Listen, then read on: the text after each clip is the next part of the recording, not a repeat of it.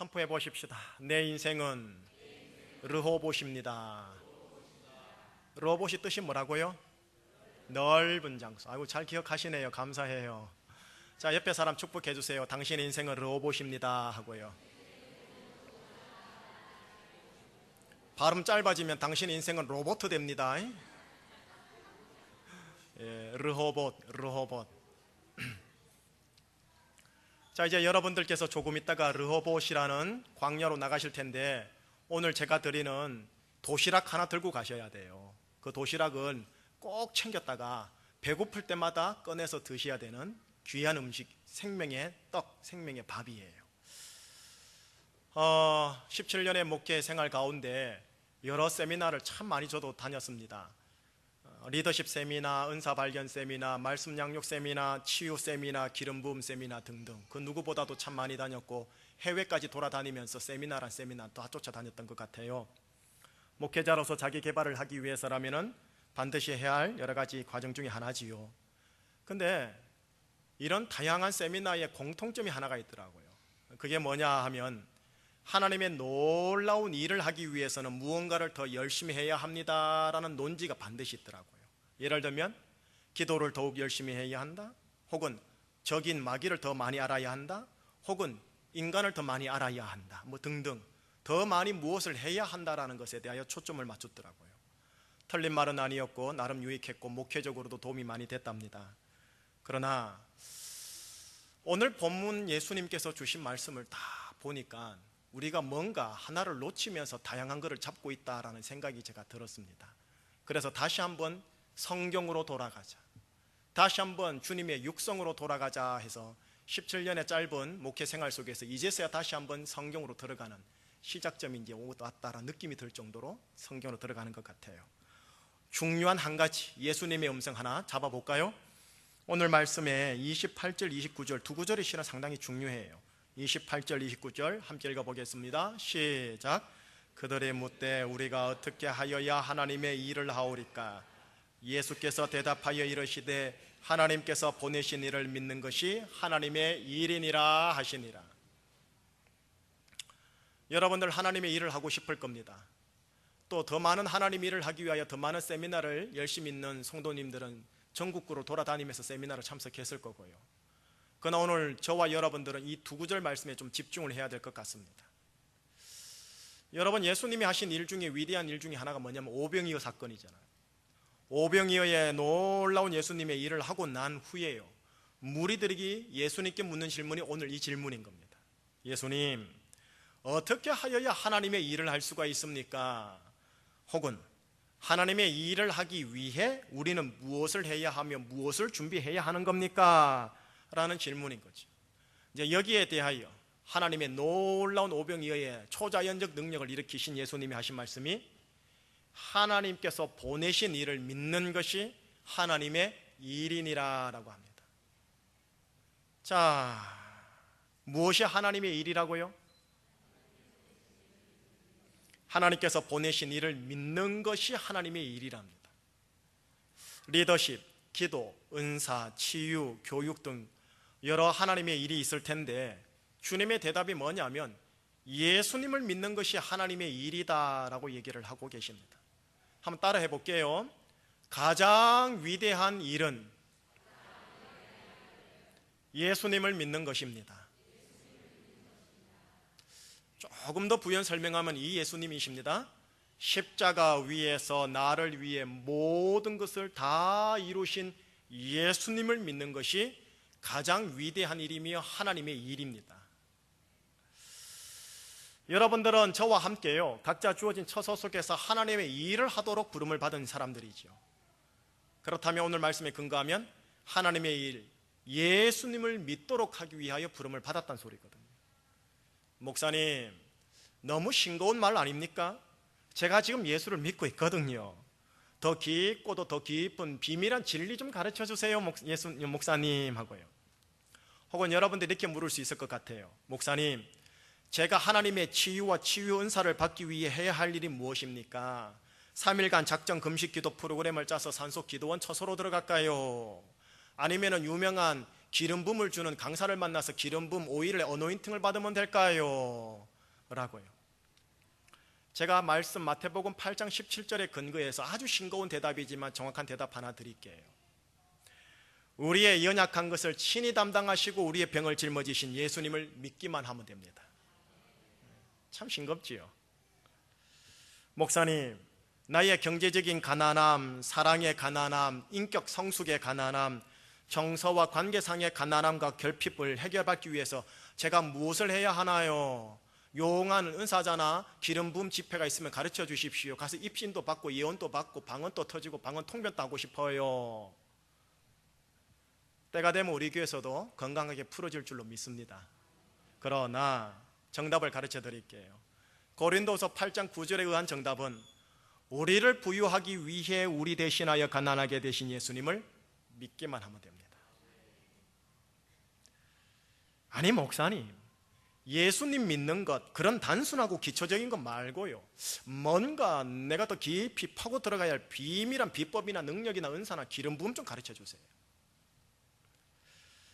여러분, 오늘 본문 36절 끝구절부터 먼저 한번 읽어보지요. 36절입니다. 시작. 그러나 내가 너희에게 이르기를 너희는 나를 보고도 믿지 아니하는도다 하였거든. 오병이어의 놀라운 능력적 기름 부음적 사역을 예수님께서 하셨습니다. 이것을 두 눈으로 목단 무리들이 지금 한껏 고무되어서요, 하나님의 일을 하기 위하여 무엇을 해야 합니까? 하고 주님께 물어봤거든요. 근데 주님이 뭐라냐면 나를 믿어라 라는 싱거운 대답을 하셨지요. 그리고 나서요, 오늘 본문 마지막 구절에서 뭐라고 하느냐? 너희는 나를 지금 보고도 믿지 아니하는구나, 이 얘기하고 있는 거예요. 자, 35절 바로 앞구절입니다. 한번 읽어봐요. 예수님을 믿는다라는 게 뭔지를 예수님이 친히 가르쳐 주세요. 시작. 예수께서 이르시되 나는 생명의 떡이니 내게 오는 자는 결코 줄이지 아니할 터이요 나를 믿는 자는 영원히 목마르지 아니하리라. 예수님이 하신 말씀이에요. 예수님을 믿는다라는 것의 또 다른 표현을 예수님이 친히 가르쳐 주기를 생명의 떡, 생명의 밥, 생명의 빵, 예수님을 먹고 마신다라는 것하고 똑같다고 얘기하는 겁니다. 예수를 먹고 마심으로요, 예수님의 피가 내 피가 되는 거고 예수님의 살이 나의 살이 되게 하라고 합니다. 예수가 내 속에 들어와서 나의 머리, 나의 생각, 정서, 감정, 피, 살이 되게 하라고 합니다. 이것이 예수를 믿는다라고 생각하는 예수님의 표현입니다. 여러분, 뭐 대답 안 해도 돼요. 그냥 묻는 질문입니다. 예수님의 살과 피를 마시고 먹을 정도로 예수를 믿고 계시는지요? 예수를 먹고 또 먹어 예수의 살과 피가 내 속에서 완전히 녹았어요. 나의 살과 피가 하나가 되기까지 섭취하고 씹어먹고 소화를 완전히 하고 계시는지요? 이것이 예수를 믿는다라는 표현을 합니다. 이것이 우리 보고 하라고 맡겨주신 하나님의 위대한 일이라고 합니다. 자, 이제 이들 다시 돌아가서요, 예수님에게 재차 묻습니다. 예수를 믿는 게 하나님의 일이라고 말한 이 예수님에게 이들이 재차 묻는 질문 30절 31절로 돌아가 봐서 한번 읽어볼까요? 시작. 그들이 묻되 그러면 우리가 보고 당신을 믿도록 행하시는 표적이 무엇이니까? 하시는 일이 무엇이니까? 기록된 바 하늘에서 그들에게 떡을 주어 먹게 하였다 함과 같이 우리 조상들은 광야에서 만나를 먹었나이다. 이제 이렇게 설명하는 거예요. 예수여, 그 옛날 모세가 우리 조상의 먹고 사는 문제를 해결해 준 것처럼 당신이 현재 우리가 먹고 사는 문제 해결해 주시오. 그리하면 당신을 믿겠소 라고 지금 무리들이 말하는 거예요. 당신이 먹고 사는 문제를 해결해 주면 내가 당신이 존재한다는 거 믿겠소, 이거입니다. 실은 이게 우리 모습이기도 해요. 제 안에도 이거 있어요. 왜 없겠어요? 여러분, 만약에 이렇게 예수님을 받아들인다 하면요, 엄밀하게 얘기할게요, 이것은 예수를 믿는다라고 말하는 게 아니라 예수의 능력을 보고 인정한다라고 말합니다. 믿음의 영역이 아니라 사실 확인의 영역이라고 합니다. 이런 경우에는 예수가 나의 먹고 사는 문제를 해결해 주지 못하면 그 순간부터 예수에게서 다시 되돌아서는 자들이 됩니다. 모세 시대에 만나를 먹었던 이스라엘 백성들이 실은 이 단계였었어요. 먹고 마시는 문제 해결해 주면 감사하고, 그렇지 않을 때는 계속 반복해요. 원망과 분노와 불신과 불순종의 모습을 재생산한 거예요. 자, 이제 이들이 이렇게 요청하는 것에 대하여 예수님의 재차 응답을 또 봐야겠지요. 32, 3, 4절 말씀, 예수님의 응답을 또 보십시다. 연이어서 3구절, 3개9절. 예수께서 이르시되 내가 진실로 진실로 너희에게 이르노니 모세가 너희에게 하늘로부터 떡을 준 것이 아니라 내 아버지께서 너희에게 하늘로부터 참 떡을 주시나니 하나님의 떡은 하늘에서 내려 세상에 생명을 주는 것이니라. 그들이 이르되 주여 이 떡을 항상 우리에게 주소서. 여러분, 그 옛날 출애굽 때 하나님이 모세를 통하여 준 떡은요, 육체의 생존을 위한 만나였답니다. 그러나 예수님은 이렇게 설명하시는 거예요. 하나님 아버지께서 너희에게 만나가 아닌 참떡, 세상에 생명을 주는 하나님의 떡을 줄 것이다 라고요. 그랬더니 이제 무리들이 말하지요. 그 떡, 그 밥, 그 경제 물질을 우리에게 주소서라고요. 그때 주님이 무엇이라고 말씀했는지 아세요? 내가 생명의 떡이니라. 내가 생명의 밥이니라. 내가 너희들이 먹어야 할 생명의 빵이니라. 48절 아마 그래 되어 있을 거예요. 내가 하늘에서 내려 세상에 생명을 주는 하나님의 밥이라는 거죠. 그러나 예수님은 결국 이 무리를 향해 무엇이라고 말했느냐 하면 이렇게 말을 하고 끝나는 거예요. 너희가 지금 생명의 떡이고 밥인 나를 보고도 믿지 아니하는구나. 보고도 먹지도 않고 마시지도 않는구나. 그러면서 또 떡을 달라 하는구나 라고 지금 얘기하는 거예요. 다른 편으로 하면은 생명의 떡으로 나를 취하여 먹지도 마시지도 않는구나. 지금 이렇게 오늘 본문이 실은 마무리하고 있는 거예요. 자, 여러분 혹시 동의하시면 아멘 하세요. 예수님을 믿으십니까? 아멘. 예수님을 믿으십니까? 라는 질문을 오늘 본문을 통해서 다르게 표현하면 이런 겁니다. 예수님을 생명의 밥으로 먹고 마심으로 예수님의 피와 살이 나의 피와 살이 되게 하려고 하십니까? 이 질문입니다. 여러분, 예수님의 피와 살을 먹어야만 그 피와 살이 나에게 피와 살이 돼요. 먹지 않고서는 피와 살이 되지 않는 법이지요. 좀 다르게 비유를 하면 이제 조금 이해하기 쉬울 거예요. 잘 들어보세요.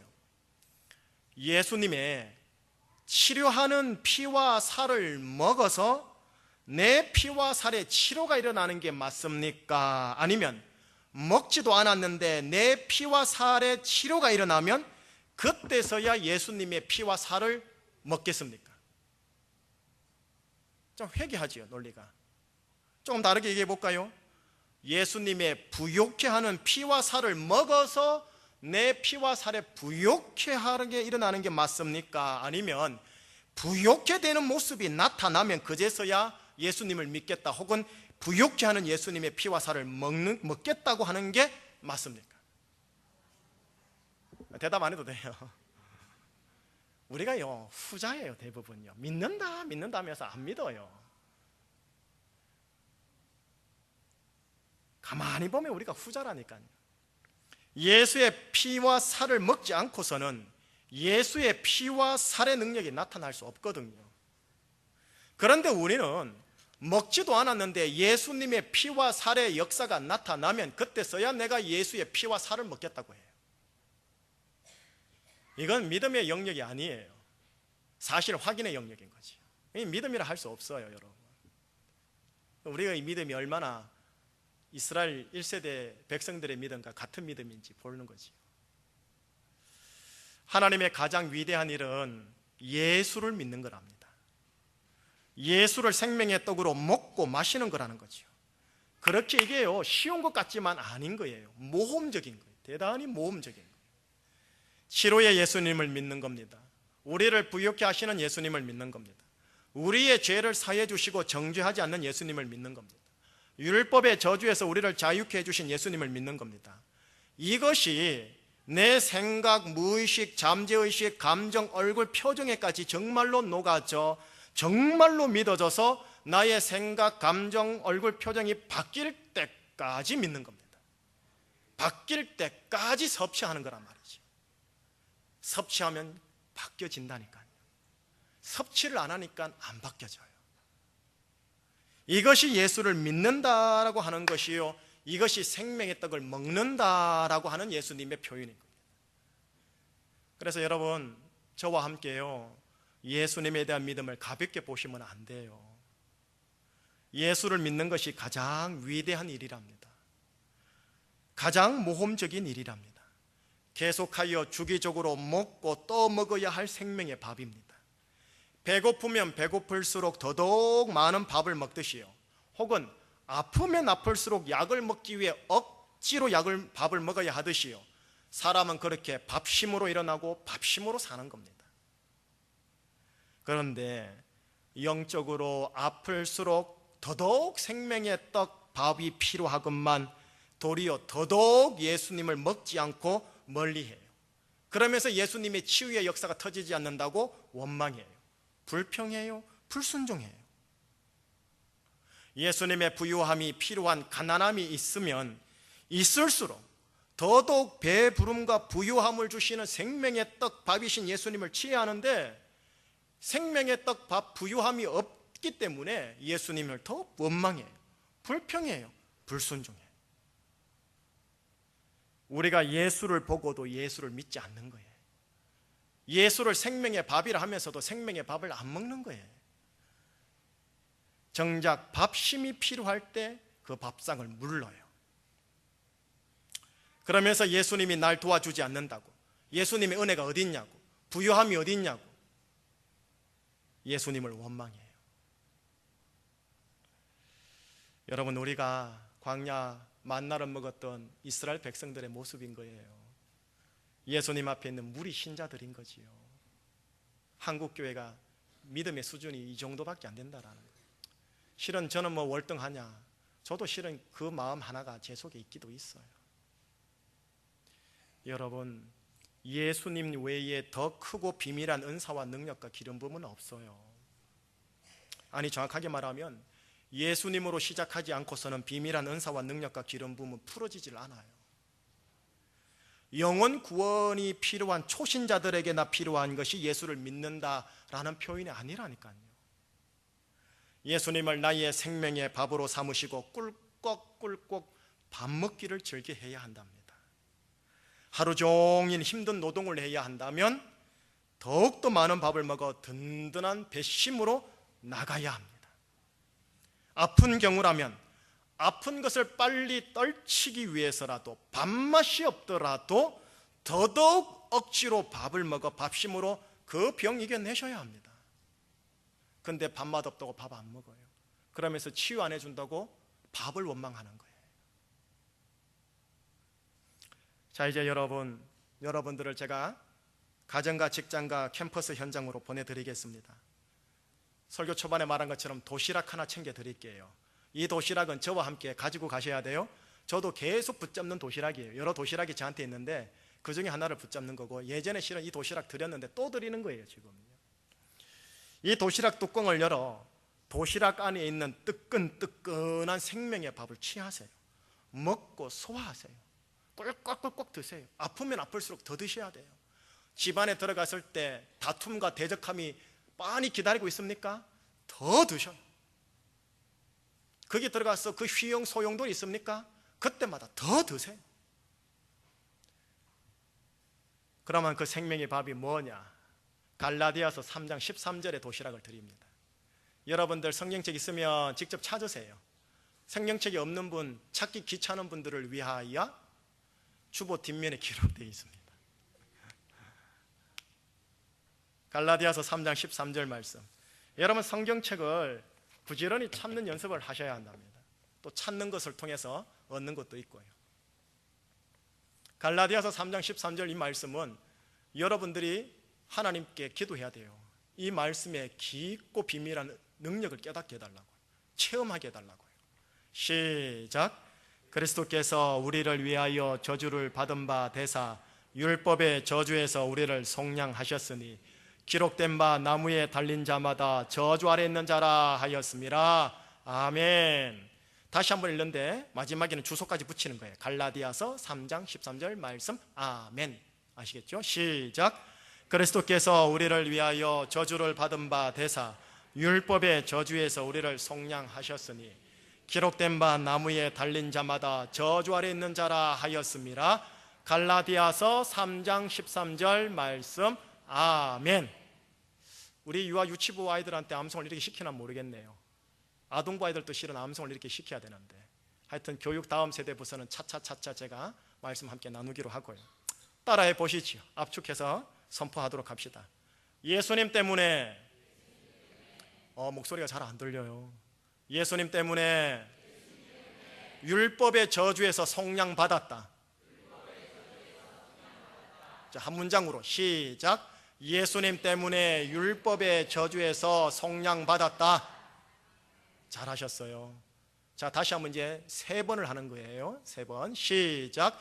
예수님 때문에 율법의 저주에서 속량받았다. 예수님 때문에 율법의 저주에서 속량받았다. 예수님 때문에 율법의 저주에서 속량받았다. 아멘. 여러분들이 오늘 저와 함께 가지고 가야 할 도시락이에요. 이 표현이 여러분들이 믿음으로 취하고 믿음으로 소화해야 할 예수님이라는 생명의 떡이랍니다. 예수님 때문에 나는 율법의 저주에서 속량받았다. 여러분들 집에 들어가면 다툼과 대적함, 애색과 신나가 있지요. 진짜 신나 뿌리고 다 죽고 싶잖아요, 어떤 때는. 그러나 로봇이라고 말해야 될 거 아니겠습니까? 저와 함께. 우리 교회 로봇 맞습니까? 우리 제주 로봇 맞습니까? 좁은 땅덩어리 아니라니까. 영적으로 넓은 곳이라니까요. 그러면은 로봇이 로봇 되기 위해서는, 또 로봇이라 나오네요. 죄송해요. 르호봇이 되기 위해서는 오늘 이거 붙잡고 가셔야 돼요. 예수님 때문에 제주는 율법의 저주에서 속량받았다. 예수님 때문에 내 인생은 율법의 저주에서 속량받았다. 예수님 때문에 내 아들, 내 딸 율법의 저주에서 속량받았다. 여러분, 율법은 하나님의 의를 보여준답니다. 의의 기준에 합당하면요, 들어가도 복, 나가도 복. 이 표현 들어보셨어요? 예. 의의 기준에 합당하지 아니하면 들어가도 저주, 나가도 저주라는 표현이 신명기에 있어요. 의의 기준에 따라 율법의 축복이 오기도 하고 율법의 저주가 오기도 한답니다. 그런데 참으로 비극적인 것은 이 세상의 모든 것들, 아름다운 제주까지 율법의 저주 아래 있습니다. 이 냉혹한 현실입니다, 영으로. 그런데 예수님께서 이 땅에 오셔서 나를 대신하여 십자가에서요 율법을 온전히 성취하신 거예요.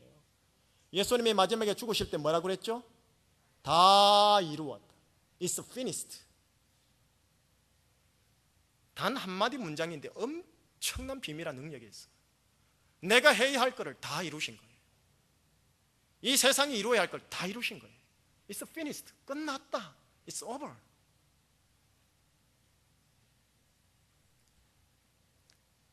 예수님 때문에 우리는 율법의 저주에서 속량받아 이젠 자유하게 되었고요, 율법의 저주, 나를 향한 율법의 저주는 예수님이 가져가시고 예수님에게 부어지는 율법의 축복은 이제 내 것이 된 거예요. 이게 도시락이에요. 여러분들이 취해야 할 도시락이에요. 여러분 집에 가면 대적함과 싸움, 아까 말했던 애색과 신나, 율법의 저주 같은 증세가 더 많이 나타나십니까? 역으로 생각하세요. 배고프다는 신호입니다. 아프다라는 신호입니다. 그럴 때일수록 밥심을 생각하세요. 밥을 생각하세요.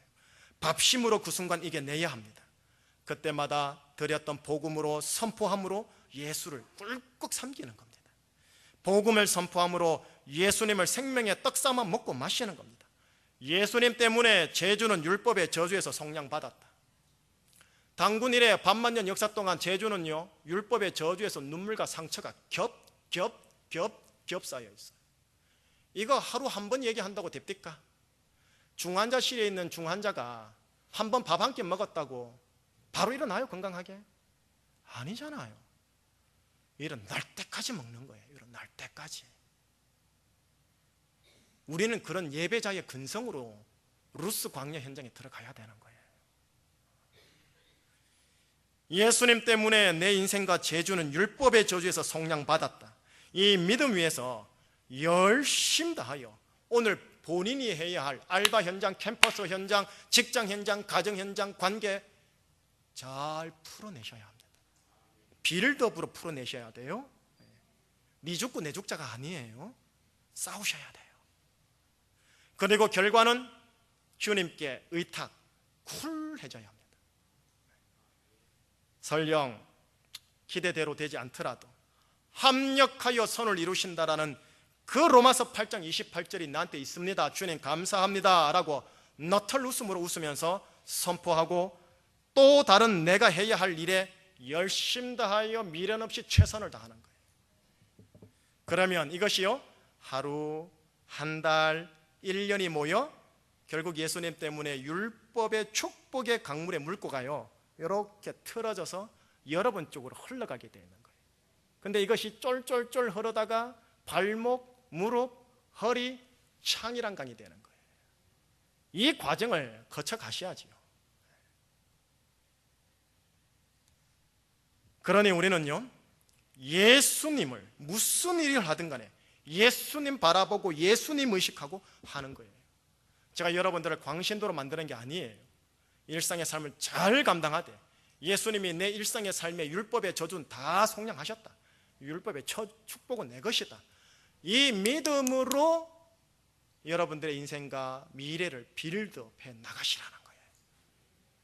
자, 한번 따라 합시다. 예수님 때문에 율법의 저주에서 속량받았다. 30초 드립니다. 외우세요.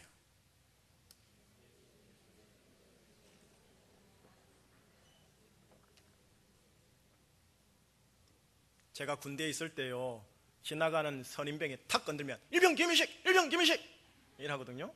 여러분들이 마찬가지입니다. 탁 건들면은 예수님 때문에 성령받았다, 예수님 때문에 성령받았다, 이 정도로 무의식 가운데 꿈속에조차도 나올 정도로 완전히 취하는 거예요. 자, 이제 저랑 함께 선포하는 겁니다. 3번 시작.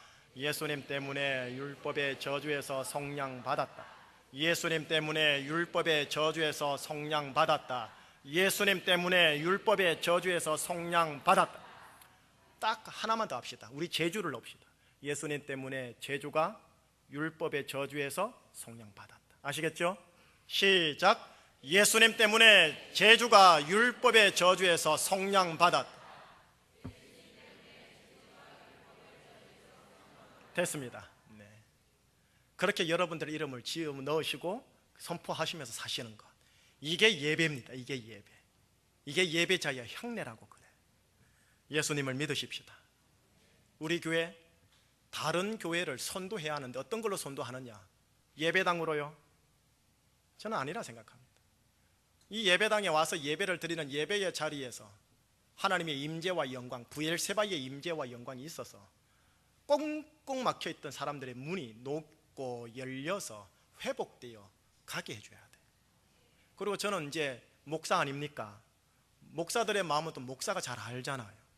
목사님들 여기에 제가 후배 아닙니까? 이제 작년에 왔으니까 후배로서 나이도 연소하니까 깍듯하게 모시고 받아들이면서 그분들을 중보하고 축복하고 하나님이 저에게 주시는 혹시 있는 은사와 능력과 기능 부분 함께 전이해서 함께 나누고 그 목사님이 섬기는 동네의 그 교회가 미자립에서 자립으로 가고 칭찬을 받고 정말 빛과 소금이 되는 교회로 만드는 재생산을 하는 게 우리 교회가 해야 할 일이라고 생각합니다. 이제 이거를 우리가 시작하고 출항하는 거예요. 그러니 우리가 예수를 믿는 일에 누구보다도 어느 교회보다도 열심히 해야 합니다. 여러분들은 율법의 축복만 있고 율법의 저주는 다 주님 가져가셨습니다. 이 믿음으로 살아가시는 여러분들 되시기를 주의 이름으로 축복합니다. 기도하시겠습니다. 하나님 아버지, 제주도 율법의 저주에서 허헉거리고, 대한민국도 율법의 저주에서 허헉거리고, 사랑하는 우리 동포 북한도 율법의 저주에서 허헉거리고 있습니다. 이미 예수님은 율법의 저주에서 우리를 속량하셨습니다. 이 원색적인 복음의 능력이 나타나게 하여 주시옵소서.